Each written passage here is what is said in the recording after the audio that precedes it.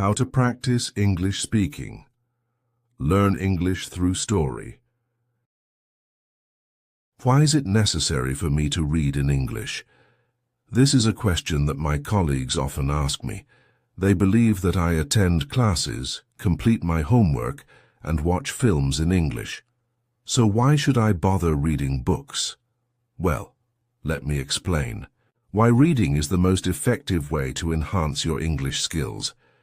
First and foremost, reading is of utmost importance. In the past, only 1 in 4 individuals pursued higher education, but now more people are attending university. Consequently, all professions require a greater emphasis on reading and writing compared to previous years. This holds true for everyone, whether you work in an office or as a mechanic. Secondly, reading has a profound impact on improving your speaking, writing, vocabulary, and grammar, more so than any other method. While it may not directly enhance your listening skills, it does expand your vocabulary. With a broader English vocabulary, you can listen more effortlessly and improve your listening skills in that manner. During your school years, you likely encountered numerous tedious English textbooks and stories, accompanied by exercises. However, I am not referring to those. I am referring to reading for pleasure. This entails reading a book simply because you enjoy it.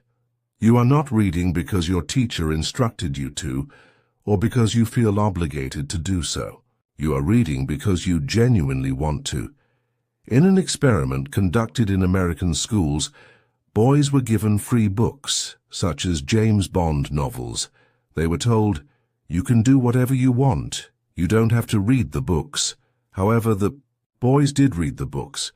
In fact, they read a significant number of books. Some boys even finished a book every 2 days. After several years, the students were tested. The students who received the books demonstrated improvement in their reading and writing skills, and they also expressed a greater fondness for school. On the other hand, the students who did not receive the books did not experience any improvement in their reading and writing abilities. In fact, some of them even regressed. This phenomenon is not limited to native English speakers.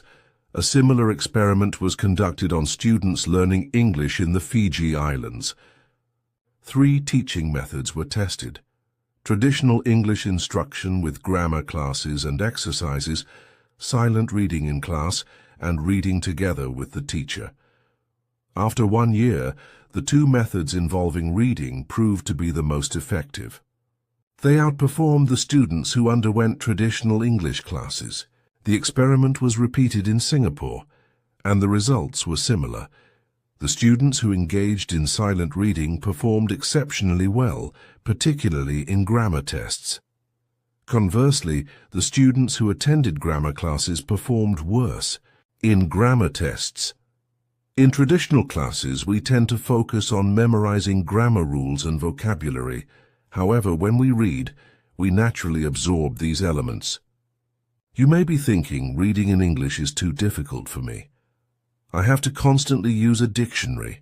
It's boring and I can't do it. I understand your concerns. That is precisely why I wrote this book. I believe that this book will make reading enjoyable for you because the stories are easy and entertaining. The early stories are short and simple, while the later stories become longer and more challenging.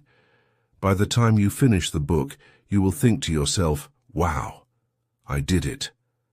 I also produce a podcast called Simple Spoken English Practice.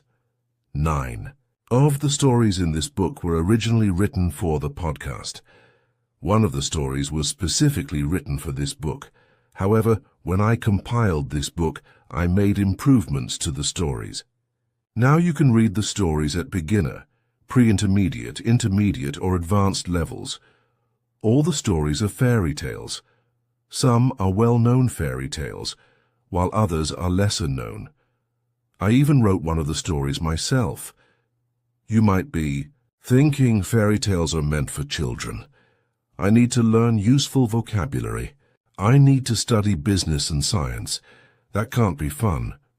In reality, the vocabulary used in these stories is indeed useful.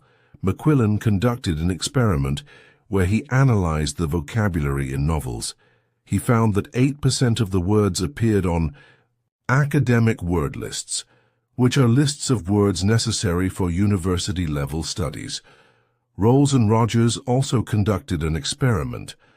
They investigated whether reading 1,000,000 words of science fiction would help students learn important scientific terms for university studies. The answer was a resounding yes. Therefore, fairy tales can be beneficial for you as well. However, I understand if you still have doubts. When I first learned about all of this, I found it hard to believe as well. But I am always open to trying new things, and I have a passion for learning languages. So in 2017, I decided to conduct an experiment. I had always wanted to learn Spanish, but I didn't make much progress in traditional classes. That's when I said to myself, I will read 1,000,000 words in Spanish. Afterwards, I will assess my proficiency level. Reading 1,000,000 words is equivalent to reading about 40 novels, so it was quite a challenge. I started with easy reading material, similar to this book. Then I moved on to reading translations of books that I had already read in English, for EC.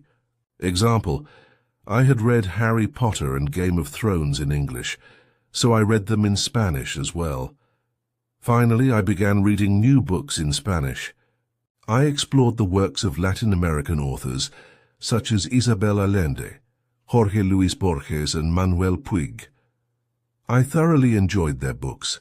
I also listened to podcasts, but I always read the transcripts and added new words to my vocabulary.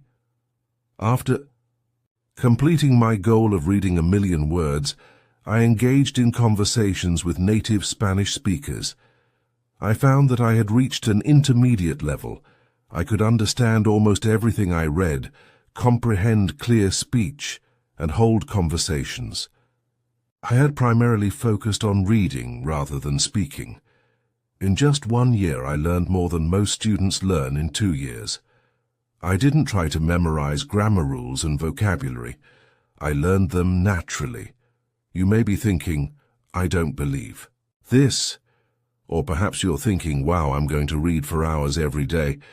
However, I must emphasize something crucial.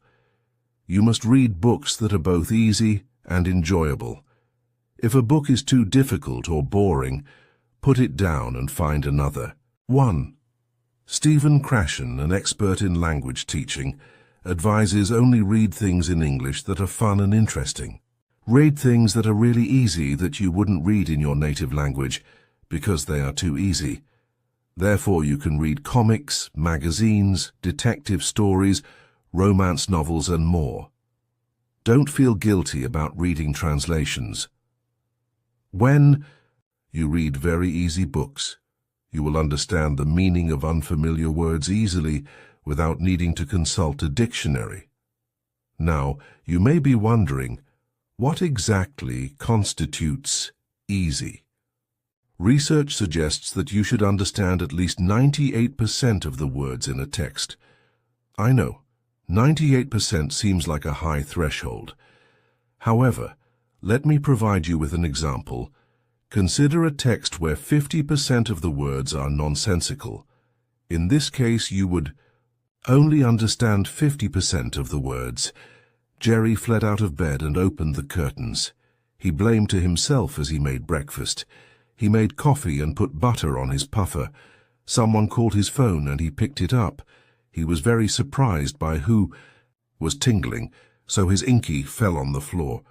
Is that easy to understand? Could you read an entire book written in that manner? Now let's consider the same text, but this time only 2% of the words are nonsensical.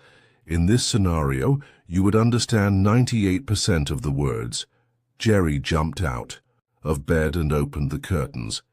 He sang to himself as he made breakfast. He made coffee and put butter on his toast. Someone called his phone and he picked it up. He was very surprised by who was calling, so his inky fell on the floor. How was that? You may not have understood everything, but it was more enjoyable to read compared to the first text. This is precisely why reading for pleasure is so beneficial. Even if you don't comprehend every single word, you understand enough to follow the story without constantly referring to a dictionary. Therefore, if you find this book too challenging, try reading something easier. If you find it boring, seek out more engaging material. I understand that not everyone enjoys my writing style, and that's perfectly fine. Find a book that suits your preferences. When we have fun, we learn much more effectively. Since I want this book to be enjoyable, it does not contain any exercises. I considered including exercises after each story, but I believe that your time is better spent reading more. Read for pleasure. Once you finish this book, you can move on to the next level because you are already familiar with the stories. You will know them well, making it easier to comprehend. And who knows, by the time you finish this book, you may develop a love for stories. I certainly hope so. If you do wish to read more, you can also listen to my podcast, English Listening Practice. I release a new story every week, complete with audio and text. There are over 100 episodes for you to enjoy. We can enhance our English skills through captivating stories. Let's listen to one of these stories. It will undoubtedly improve your English speaking abilities. Unprecedentedly. Do you desire to improve your English? Do you wish to speak English more fluently? You see, the English language has transformed my life. I was born in Hong Kong, so English is not my first language. My first language is Cantonese. My second language is Mandarin because my mother is from Taiwan. And my third language is English. When I first immigrated to North America, I couldn't speak a word of English. I am aware that some of my fans watch my videos to learn how to speak English. I find that quite interesting. Therefore, today, I would like to share with you 5 steps to improve your English fluency. These are the steps that I personally followed to learn the English language. Step number 1 to improve your English fluency is actually quite simple. Don't worry about it. That's right, don't worry about it. Speak whenever, wherever, and however you can. It doesn't matter if you have an accent. I still have an accent, and I communicate with tens of millions of people every month. It doesn't matter. Don't concern yourself with how others will judge you or what they will think of you. None of that matters. Just speak as much as you can. If someone doesn't understand you, repeat yourself. If they still don't understand, repeat yourself again. Just keep speaking. Step number 2 is immersion. When I was learning English, I immersed myself in the language. I listened to English music every day and tried to sing along to the songs. It was challenging at first. I attempted to listen to rap music, but it was too difficult for me. However, I watched English movies without subtitles and listened attentively. Initially, I didn't understand much, maybe only 5% of the dialogue, but as my English improved, I noticed that I could understand more and more of the movie. Therefore, immerse yourself in English. Speak in English, listen to English music, and watch English movies. Engage in these activities as much as possible. Naturally, you will pick up slang, stories, and phrases. That's how you learn a language. Step number 3 is to make it enjoyable. Learning English doesn't have to be a chore. Interact and connect with people who speak English. Read, watch, and listen to English content. That's how you improve. That's how I improved. Step number 4 is continued immersion. When I was learning English, I immersed myself in the language. I listened to English music every day and tried to sing along to the songs. It was challenging at first. I attempted to listen to rap music, but it was too difficult for me. However, I watched English movies without subtitles and listened attentively. Initially, I didn't understand much, maybe only 5% of the dialogue, but as my English improved, I noticed that I could understand more and more of the movie. Therefore, immerse yourself in English. Speak in English, listen to English music, and watch English movies. Engage in these activities as much as possible. Naturally, you will pick up slang, stories, and phrases. That's how you learn a language. Step number 5 is to surround yourself with English speakers. I know it may sound obvious, but that's how you do it. I remember when I was in college, I observed that Chinese students only hung out with other Chinese students, Korean students with Korean students, and Japanese students with Japanese students. I did the opposite. I sought out English speakers to spend time with. I hung out with Caucasians and individuals who grew up speaking English fluently. We would engage in conversations and activities together.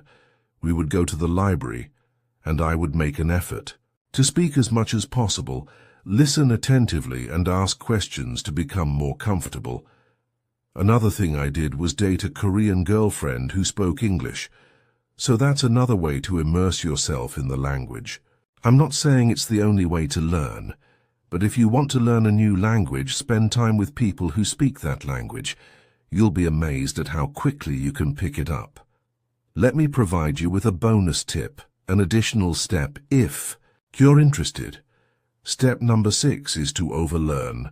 Allow me to explain. If you are aiming to learn a language and you are currently at a certain level, the fastest way to progress to the next level is to overlearn. Let's use a fitness analogy. If you want to strengthen your bicep, let's say you can currently curl a hypothetical weight of 20 lbs. If you want to make that 20 lbs easier to lift, what do? Train with 25 lbs or 30 lbs. That's over-preparation, over-learning. The same principle applies to language learning. Stay in a state of over-learning. For example, in my case, I not only focused on learning the English language, but also on learning how to sell, close deals, and do marketing. I didn't limit myself to day-to-day communication. I aimed for something more significant, where money was involved. That's how I became fluent in English. I'm sure you have experienced moments in your language learning journey where you felt like you were progressing rapidly. Everything seemed effortless and you were motivated. However, at some point you hit a plateau and felt like you would never speak fluently, confidently, and naturally. You are not alone. This feeling of being stuck is often referred to as the intermediate plateau, and I have experienced it myself. It can be a comfortable place to be. You can communicate and understand in many situations, but for most of us, it's not enough. We want to enjoy the language as effortlessly as we do our native tongue. I have never had the experience of learning English as a second language, so I would like to introduce you to an expert who has successfully done so. Here at Real Life English, you may have already heard me on our podcast. However, today I would like to share a bit of my story and how I went from knowing zero English to the level of proficiency I have today. Just like you, I'm an English learner myself, and I had to learn English from scratch in my home country of Brazil. I have never lived abroad. So I will share with you how I accomplished this and hopefully provide you with some inspiration and ideas for your own English journey. Before we begin, make sure to subscribe to our channel and click the notification bell, because we release videos every week to help you speak English confidently and naturally. Now let's get started. My English journey began when I was 15 years old. As I mentioned earlier, I am from Brazil, and at that time I had zero knowledge of the English language. I couldn't speak, read, or write in English. However, at the age of 15, something magical happened. I developed a strong desire to become bilingual. I'm not exactly sure why, but the idea of using two languages to communicate and express myself was incredibly appealing to me. I also observed that none of my family members, friends, or social circle knew English. This realization led me to associate knowing English with having a better life and more opportunities. I enrolled in an English course, which proved to be very helpful. I also had a friend who attended the same course, and he kindly lent me his old course books. Every semester his school would change the books, so he would lend me the ones he no longer needed. That's how I began my English journey. I studied with those old books and a grammar book that he lent me. I studied on my own with those books, and I remember being fascinated by the English language. It had always intrigued me, but now I was actively studying it. I read passages from the books, copied sentences that I saw, and I was already excited because I was using another language to write, communicate, and express myself. However, my speaking skills were still very poor. I couldn't speak yet, even though I had grown up watching movies and listening to music in English. My speaking abilities were not yet developed. I remember attempting to read passages out loud from the books. I was studying, and it was a disaster. The words didn't flow, and I had no idea how to pronounce certain words. For example, I struggled with pronouncing loud, but I persisted because that's all I did for about 3 years, from the ages of 15 to 18. Most of my time was spent studying with books, and that was my first mistake. I'm sharing this with you because I took far too long to start speaking. You don't want to make the same mistake. At that time, 20 years ago, it was much more difficult to find people to practice speaking with, so I focused solely on studying with books. However, nowadays we have access to numerous resources, such as language learning apps. Speaking of apps, I can recommend the Real Life English app. With this app, you can have conversations with people from all around the world at the touch of a button. Additionally, you can listen to our podcast and access the transcripts. It's an incredible resource. If you haven't downloaded the app yet, I highly recommend doing so. It's one of the resources that I wish I had when I was learning English and trying to improve my speaking skills 20 years ago. Then something magical happened in my life when I turned 18. I started working. I must say that my work experience and the jobs I had played a crucial role in my English development, particularly in terms of speaking and listening skills. Allow me to explain. My first job was as a cashier at a drugstore. However, there was something interesting about this particular drugstore. My colleagues noticed that during lunchtime, I would eat and study at the same time. As a result, I became known as the English guy at the drugstore. Whenever a foreign customer entered, I was the one called upon to assist them. I would engage in conversations with these individuals in English and try to help them as best as I could. I remember one amusing incident. I was at the cash register speaking to an American customer, a lady. I was attempting to converse with her in English and explained that I had never been abroad. However, she interrupted me and said, "I think you mean abroad." I responded, "Abroad. Thank you for the correction. I appreciate it." This is just one example of how these interactions with customers helped me. Sometimes I would say something incorrectly and the person would kindly correct me. I had many of these small interactions, and they were truly valuable. Here's a tip I can offer you. Be open to correction. If someone corrects your pronunciation or the way you use a word, it's actually a good thing.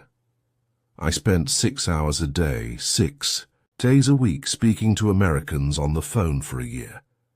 In a way, it was my version of living abroad. It was my version of participating in an exchange program because I was conversing with native English speakers on a daily basis for a year.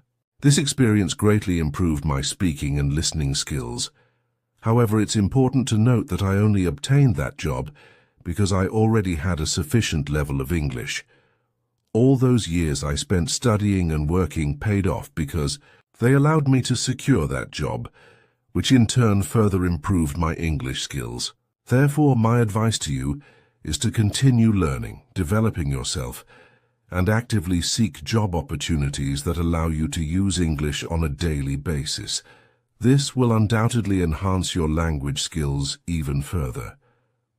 During the periods between jobs, I took it upon myself to create my own English immersion experience. Now that I was already using English in my daily work routine, I became even more serious about it. Everything I did revolved around English. I watched movies, TV series, and listened to music in English. I particularly enjoy rock and roll, so I always listened to my favorite bands in English. With my very first paychecks, I would go to media stores to purchase DVDs and CDs. By the way, if you're interested in learning about my exact step-by-step process for improving my English through movies and TV series, let us know in the comments. Perhaps I can create another video in the future explaining how I did it. Lastly, there was one peculiar event in my life that significantly propelled my English proficiency to the next level, and that was becoming an English teacher. I started teaching English at the age of 21, and it has been about 14 or 15 years since then. I must say that teaching English and helping others with their English was an experience that truly elevated my mastery of the language. When you teach, it's as if you are learning all over again. When I have to teach a class or assist someone, I have to prepare myself. I have to study the topic, become familiar with it, think of different ways to explain concepts and provide examples. This mental process helps me better understand the topic so that I can effectively explain it to my students. It's a win-win situation. When you teach someone, you benefit from revisiting and studying the information, and the other person benefits from learning new things with you. So those are the steps and experiences that helped me improve my English fluency. I hope they inspire you and provide you with ideas for your own English journey. Remember, learning a language is a lifelong process, and it's important to enjoy the journey along the way. Keep practicing, immerse yourself in the language, and push your boundaries.